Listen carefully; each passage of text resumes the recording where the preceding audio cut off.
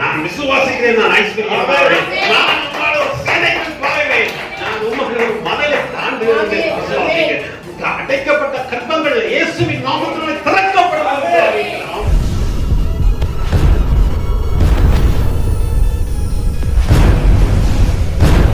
சந்தனம் போட்டு பந்தியை சுற்றிலும் ஒளிவன அன்புகளை போட்டு சொல்லப்பட்டது. அது எப்பயாவது சொல்லி இருக்கிறீங்களா? ஒளிவன் கண்டே வாவண்டோப்பா கூப்பிட்டு இருக்கீங்களா? சந்தன மரமே வாவண்டோப்பா கூப்பிட்டு இருக்கிறீங்களா? கூப்பிட்டு இருக்கீங்களா? அட சங்கடமானவனே வாவண்டோ.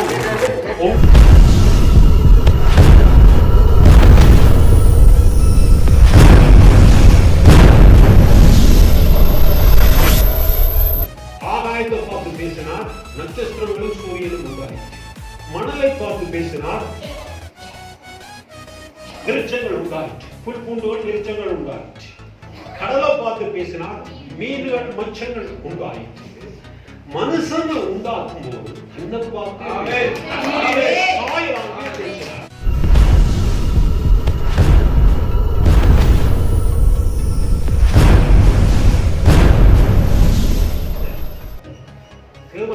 வேதம் சொல்லுது, வேத வார்த்தை ஏற்கனவே வானத்துல 119 சங்கீதம் 89 வசனம், 119 சங்கீதம் 89 வசனம். கர்த்தாவே உமது வசனம் என்றென்றைக்கும் வானங்களில் நிலைத்திருக்கிறது. அது மாத்திரம் இல்ல, 89 சங்கீதம் 34 வசனம். என்னுடைய அபிலவாசிங்க என் உடன்படிக்கையை மீறாமலும் என் உதடுகள் விளம்பினதை மாற்றாமலும் இருப்பேன். வாயால ஒன்று சொன்னதுன்னா அதை மாற்ற மாட்டேன்னு சொல்றேன். அதை மாற்ற அபிலவாசிங்க அதுல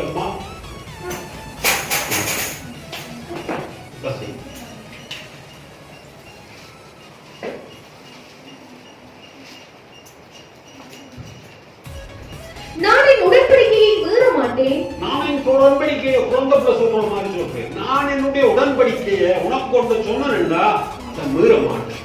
என் உதடுகள் சொன்னதை மாற்றவும் மாட்டேன். உதடுகளாக சொன்னதை நான் சொன்னா உருவாக்க சொல்லுவதாவே என்னுடைய வேலைக்காரன் குணமாகும். உதடுகள் சொன்னதை மாற்றாமல் இருப்பேன் என்று அவர் சொல்லியிருக்கார். அப்ப கர்த்தருடைய வார்த்தை வானத்துல நினைச்சிருக்கா என்ன சொல்லி இருக்குது? என்ன சொல்லி இருக்குது? சொல்லியிருக்கு, நான் ரத்தத்தினால கழுவப்பட்ட நீதி. என்னுடைய பாவம் அவர் மேல போனது, அவருடைய நீதி என்னிட்ட வந்து விட்டது. அப்ப இப்ப நான் யாரு? நான் நீதிமான். நான் பாவி இல்ல, ரத்தத்தால கழுவப்பட்ட பாவி இல்ல, ரத்தத்தால கழுவப்பட்ட நீதிமான். அப்ப இந்த வசனங்களை விளங்கிக் கொள்ளவும், அந்த வசனம் பரலோகத்துல நிலைச்சிருக்கிற வார்த்தை ஆம் என்றும் ஆமேன் என்றும் இருக்குது. சைன் பண்ணி இருக்குது, செக் மாதிரி சைன் பண்ணி இருக்குது.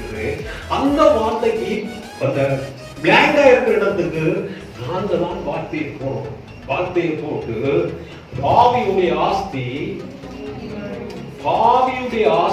பாவி சோசோ பேரை போட்டு பாவியுடைய ஆஸ்தி நீதிமானாகிய ஜோசப் ஜெபதாசுக்காக வைக்கப்பட்டிருக்கு. இதுதான் வார்த்தை. அங்க எழுதப்பட்டிருக்கு, அவர் உங்களுடைய வியாதியை எல்லாம் ஏற்றுக்கொண்டு தழும்புகளால் சுகமானீர்கள் என்று சொல்லப்பட்டிருக்கு. அப்போ இங்கு சொல்லப்படும், நீர் எல்லாவற்றையும் எடுத்துக் கொண்டபடினால், நீர் என்னுடைய வியாதி வேதனை எல்லாவற்றையும் எடுத்துக் கொண்டபடினால் தழும்புகளால சுகமானோம் என்று நாங்க ஃபில் பண்ணி வசனத்தை முடிக்க வேண்டும். ஆம் என்றும் ஆமேன் என்றும். வார்த்தை இருக்க வல்லமையை புரிந்து கொள்ளுங்க. தேவன் வெளிச்சம் உண்டாகட்டும் என்று எப்ப பேசினாரோ அப்ப இந்த வல்லம மாதிரி இப்ப இந்த தேவனுடைய வார்த்தையில எந்த வல்லமே. அப்ப பிரச்சனை என்னன்னா, எபேசியர் 5:1 எபேசியர் 5:1 நீங்கள் பிரியமான பிள்ளைகளைப் போல தேவனை பின்பற்றுபவர்களாகி கிறிஸ்துவோடு பிரியமான பிள்ளைகளை போல அப்பா அம்மா சொல்றத, பிரியமான பிள்ளை தாய் தகப்பன் சொல்றத பின்பற்றுங்கள் சொல்லப்படும். இதே மாதிரி எனக்கு அப்பாவும் அப்பாவும் நீரே அம்மாவும் நீரே என்று பாடுவோம். உங்களுக்கு யார் அப்பாவும் அம்மாவும்? அவர் தான் அப்பாவும் அம்மா. அவர் அப்பாவும் அம்மாவும் இருக்கிறபடியா அவர் என்ன சொல்லி வச்சிருக்கிறாரோ அந்த வார்த்தைய பிள்ளைகள் பின்பற்றுவாங்க. அப்ப சொல்லுங்க, பாவியுடைய ஆஸ்தி நீதிமானுக்காக வைக்கப்பட்டது. நீதிமானுக்காக நான் நீதிமான், நான் நீதிமான், நான் நீதிமான், ரத்தத்தினால கழுவப்பட்ட நீதிமான். அவர் மரித்து இதற்காக அடக்கம் பண்ணப்பட்டு நான் நீதிமான் ஆகிறதுக்காக எழுந்திருக்கிறேன். அப்படி பேசு, அப்படி பேசு. குறைவுகள் வார நேரத்தில் நிறைவா பேசு. பிளவினன் தன்னை பிளவான் என்று அழைக்கப்படுவான் சொன்னார். சரி, பீட்டர் மீன்ஸ் பேதுரு.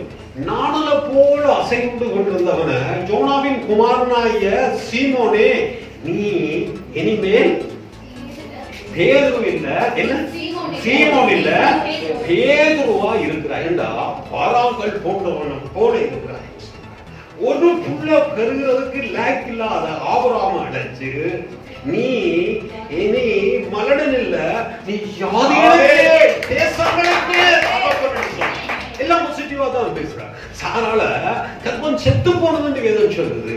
சாரால் செத்து போன கர்ப்பத்தை மரித்தோ கர்ப்பத்தை உயிர்ப்பித்து இல்லாத பிள்ளைய இருக்கிற போல அழைக்கிறது. அழைக்கிறது அப்படிதான் வசனம் சொல்லி இருக்கு. இல்லாததை இருக்கிற போல இந்த கர்ப்பம் மறைச்சிட்டு தேவன் சொல்லிட்டாருல்ல, ஆகவே நடக்கும். தேவன் சொன்னா அது போதும். அவர் நீதிமான் அது போதும். தேவன் உனக்கு குழந்தை தருவது அவர் சொல்லிட்டார். வேற வார்த்தை சொன்னா நிச்சயமா. ஆகவே அதைத்தான் சொல்றார், மரித்தோரை உயிர்ப்பித்து இல்லாதவரை இருக்கிற போல தேவன் எப்படி எல்லாம் செய்கிறாரோ அதை போலவே ஆதாமும் மாறிட்டானா. அது அவர்களுக்காக எழுதப்பட்டது இல்ல. 4ஆம் அதிகாரம் வாசிங்க. 4ஆம் அதிகாரம். அநேக ஜாதிகளுக்கு உன்னை தகப்பனாக ஏற்படுத்தினேன் என்று எழுதியிருக்கிறபடி அவன் தான் விசுவாசித்தவருமாய் மரித்தோரை உயிர்ப்பித்து இல்லாதவர்களை இருக்கிறவர்களைப் போல அழைக்கிறவருமாய் இருக்கிற தேவனுக்கு முன்பாக நம் எல்லோருக்கும் தகப்பனானான். உன் சந்ததி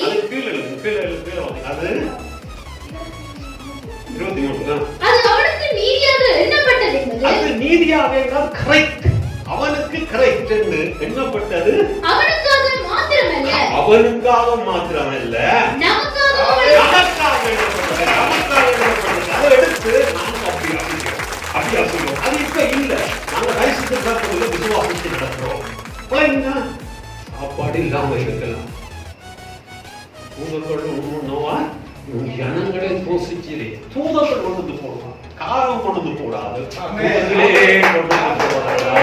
காரம் போடாது, தூதர்களே கொண்டு. அப்ப தேசத்துல மழை பெய்யுந்த மா குறையவும் இல்லை, எண்ணெய் கலசத்துல குறையவும் இல்லை. அப்படிப்பட்டது நேற்று இன்று என்றென்றும் வார்த்தையில வாழ பழகிக் கொள்ளுங்கள். சத்தியத்தை மறைவீர்கள், சத்தியம் உங்களை விடுதலை. அப்ப அத எங்க முடிவை பெற்றுக் கொள்கிறேன். சத்தியத்தை அறிய வேண்டிய பிரகாரமாக இந்த வெளிப்பாடுகளை அறிந்து கொண்டீங்களா இருந்தா கர்த்தர் என்னுடைய மேற்பராக இருக்கிறார், கர்த்தர் என்னுடைய வைத்தியராக இருக்கிறார். MBBS எல்லாம் இருக்கட்டும், அது சாதாரணமான இயற்கை MBBS. Super natural. நீ வந்தால் சூப்பர் நேச்சுரல் முடியாத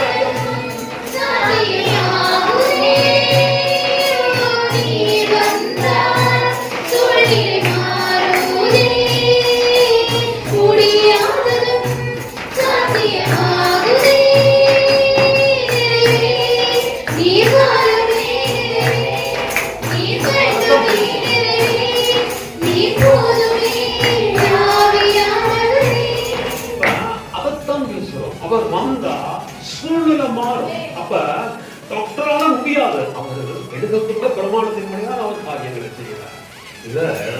அவர் உண்டான நரம்புகளுக்கு தான் அவருக்கு வைத்தியம். இவர் நரம்புகள் உண்டாக தாய் கர்ப்பத்தில் உருவானதுக்கு முன்னே சொல்லி சொல்றார். அப்ப என்ன பிரச்சனை? சில பேருடைய வாழ்க்கையில தோல்விக்கு காரணம் என்ன?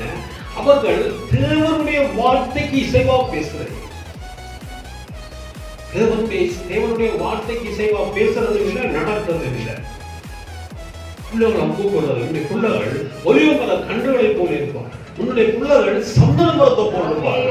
எப்படி சொன்னா, சனியன் வா உன்னை பெற்றதுக்கு அரிசி மூடிய பெற்றுக்கலாம், பெறலாமா பெறையலாம் சொல்றாங்க. அரிசி மூடிய பெற்று முறுக்கு பெருத்து தூணுக்கு உதவா இப்படியே சொல்லி பெற்றிருக்கிறாங்க. அப்ப தேவனுடைய வார்த்தை எழுதப்படுத்த அந்த கர்மகால புத்தகத்தில் எழுதப்படுறது. அவன் சந்தன மரத்தை போட்டிருப்பாங்க, பந்திய சுற்றிலும் ஒளிவமர அன்புகளை போட்டிருப்பார்கள் சொல்லப்படுறது. அது எப்பயாவது சொல்லி இருக்கிறீங்களா? ஒளிவம் கண்டே வாவண்டப்பா கூப்பிட்டு இருக்கீங்களா? சந்தன மரமே வாவண்டப்பா கூப்பிட்டு இருக்கிறீங்களா? கூப்பிட்டு இருக்கீங்களா? அட சங்கடமானவனே வாவண்டம், ஒன்று குமுதமானவனே வாவணம், வீணன் வந்தானான்னு தான் இருக்கிறான். வீணன் வந்தானா அப்படி உள்ள வந்திருந்தா சந்தனம் மணச்சு, வந்திருந்தா சந்தனம் மணச்சு.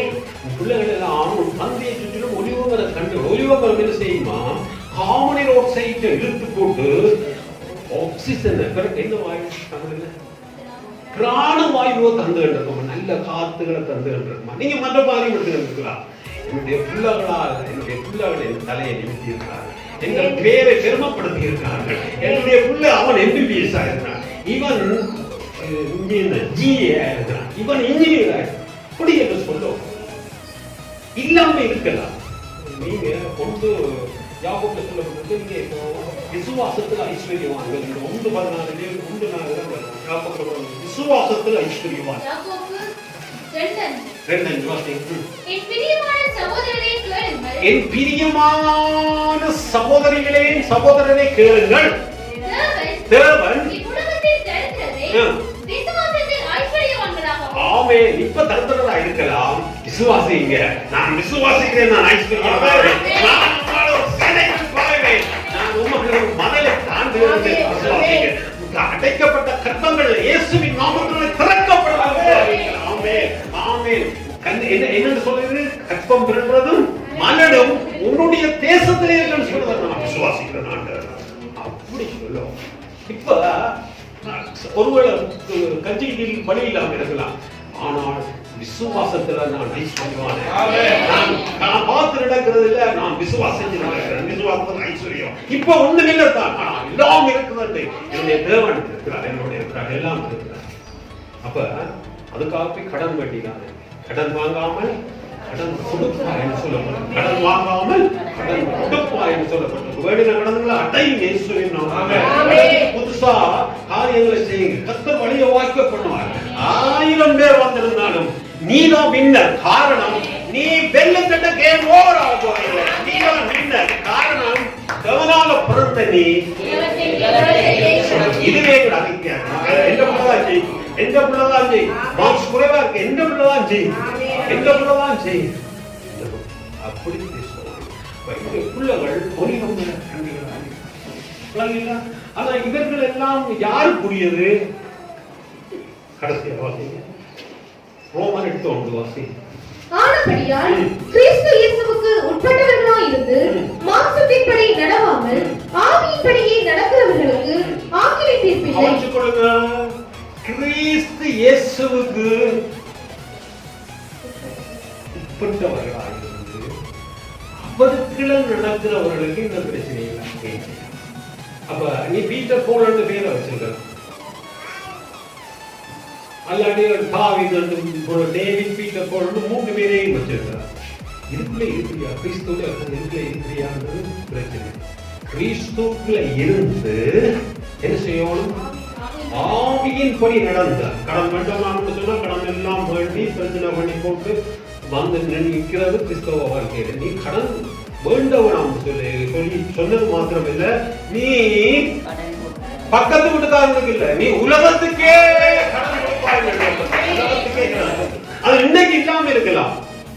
அப்படி ஒரு நாள் வருது, அப்படி ஒரு நாள் வருகிறது, வருகிறது. அப்படி ஒரு நாள் சொல்லுங்க, வருகிறது.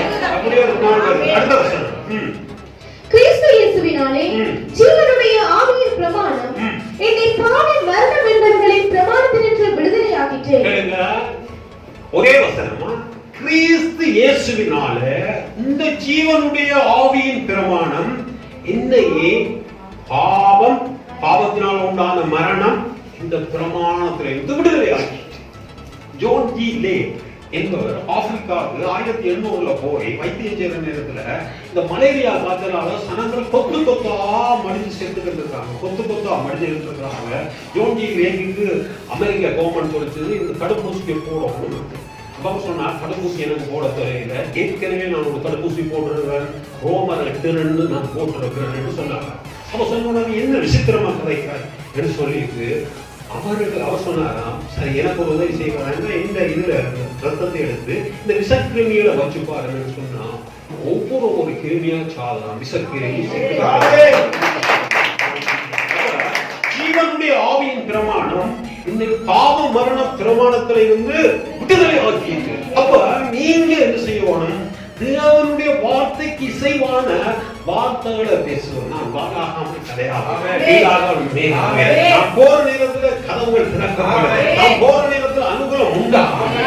என்ன பகைக்கிறவன் எனக்கு பகைச்சு இந்த பதவியை வெட்டுகிறார், நிச்சயமாக எனக்கு பதவியோ கிடைக்க போகிறது. ஏனென்றா எங்களுடைய விசுவாசமே உலகத்தை சொல்லப்பட்டது. ஆமே விசுவாசத்தை சொல்லணும். அப்ப இன்றைக்கு அநேகருடைய தோல்விக்கு காரணம் இருந்தால் தேவனுடைய வார்த்தைக்கு முரணான காரியங்களை செய்கிறது.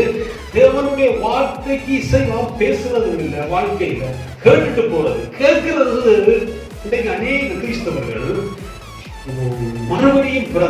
மறுபடியும் பிறந்து சத்தியத்தை கேட்கிறார்கள். ஆனா சத்தியத்தின்படி நடக்கிறதே கலங்களாத்தான் நடக்கிறது. சத்தியத்தை கேட்கறதும் இல்லை, நடக்கிறதும் இல்லை. புதன்கிழமை என்கிட்ட என்ன சொன்னான்னு தெரியல. அப்ப எப்படி சத்தியம் வேலை செய்யும்? வார்த்தை முக்கியத்துவத்தை அறிஞ்சு கொள்ளுங்க. நான் ஏற்கனவே உங்களுக்கு சொன்னா ஆகாயத்தை பார்த்து பேசினார், நட்சத்திரங்களும் சூரியனும் உண்டாயிற்று. மணலை பார்த்து பேசினார், விருட்சங்கள் உண்டாயிற்று. புல் பூண்டுகள் விருட்சங்கள் உண்டாயிற்று. கடலை பார்த்து பேசினார், மீன்கள் மச்சங்கள் உண்டாயிற்று. மனுஷனை உண்டாக்கும் போது தன்னை பார்த்து பேசி அவனுக்குள்ள ஊதினார், ஜீவனை ஊதினோட தேவனுடைய ஜீவன் உனக்குள்ளே.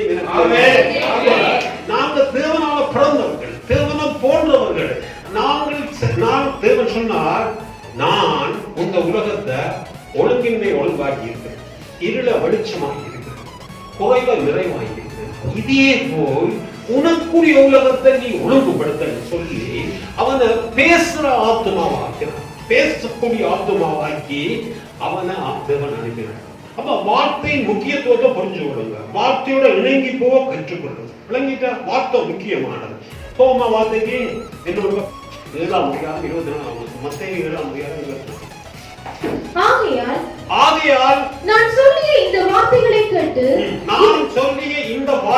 கேட்டு இவைகளின்படி செய்கிறவன் எவனோ அவனை கண்களின் மேல் தன் வீட்டை கட்டினர். ஆகையால் என்றால் மேல ஒரு காரியம் நடந்தது, மேல ஒரு திருட்டுத்தனமான காரியம். இந்த பீட்டர் போலன் இருக்கிறவர்களும் ஜோன் மரியதாஸ் எடுத்திருக்கிறவர்களும், நான் இந்த குறிப்பிட்ட ஜோன் மரியதாஸ் சும்மாதானத்தில் ஜோன் மரியதாஸ், சலமோன் பீட்டர், தாவீது தமிழம் வச்சு இங்கிலீஷ் டைம் வைப்பாங்க, அப்புறம் இந்த திரையும் வைப்பாங்க.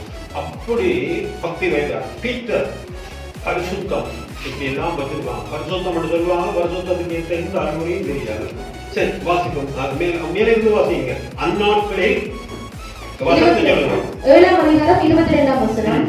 அந்நாளில் அநேகர் என்னை நோக்கி, கர்த்தாவே கர்த்தாவே, உமது நாமத்தினாலே தீர்க்கதரிசனம் உரைத்தோம் அல்லவா, உமது நாமத்தினாலே பிசாசுகளை துரத்தினோம் அல்லவா, உமது நாமத்தினாலே அநேக அற்புதங்களை செய்தோம் அல்லவா என்பார்கள். அப்பொழுது நான், ஒரு காலம் உங்களை அறியவில்லை, அக்கிரம செய்கைக்காரரே, என்னை விட்டு அகன்று போங்கள் என்று அவர்களுக்கு சொல்லுவேன். கவனிச்சு கொள்ளுங்க.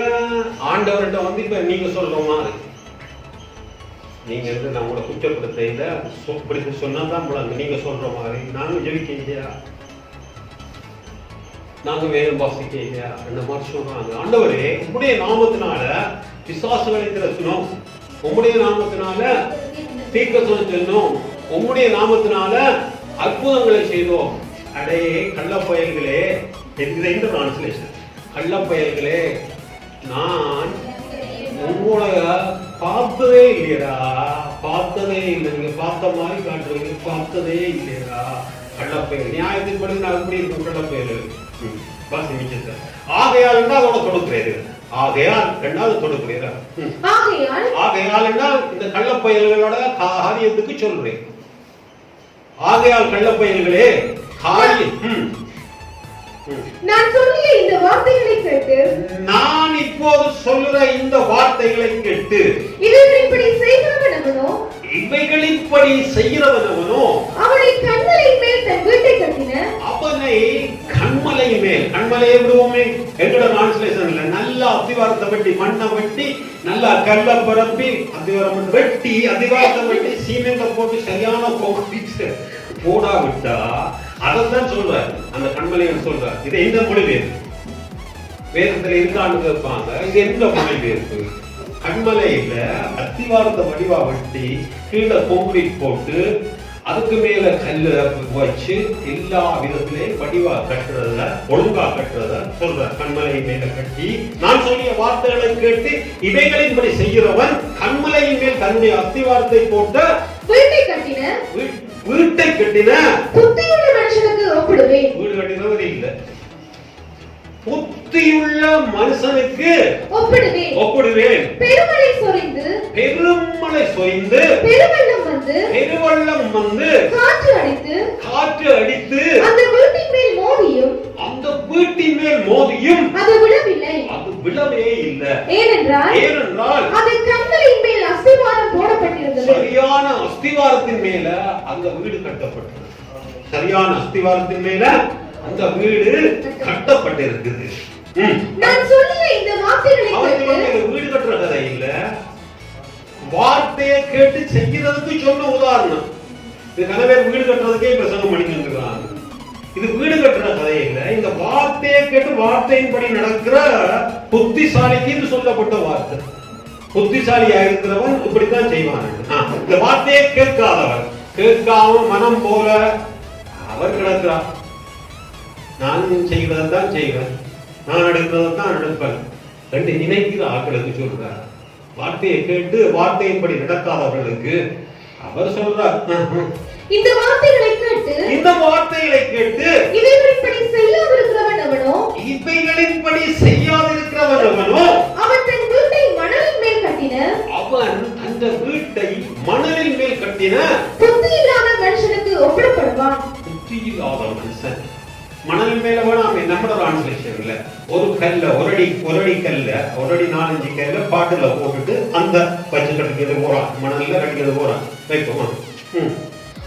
மணலின் மேல் கட்டின புத்தியில்லாத மனுஷனுக்கு ஒப்பிடப்படுவான். மணலின் மேல கட்டின புத்தி கட்ட மனுஷனுக்கு ஒப்பிடுவேன். பெருமழை சொரிந்து பெருவெள்ளம் வந்து காற்று அடித்து அந்த வீட்டின்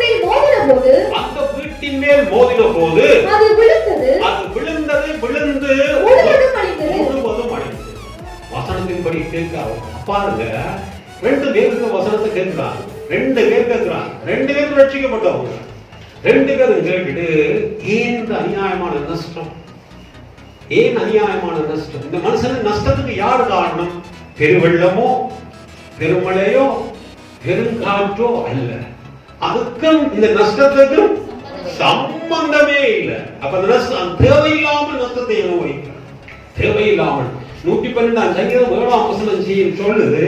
அப்படிப்பட்டவன் எப்படி இருக்கிறான்? 112:7 சொல்லுது. 112:7 துச்செய்தியை கேள்விப்படுகிறதினால்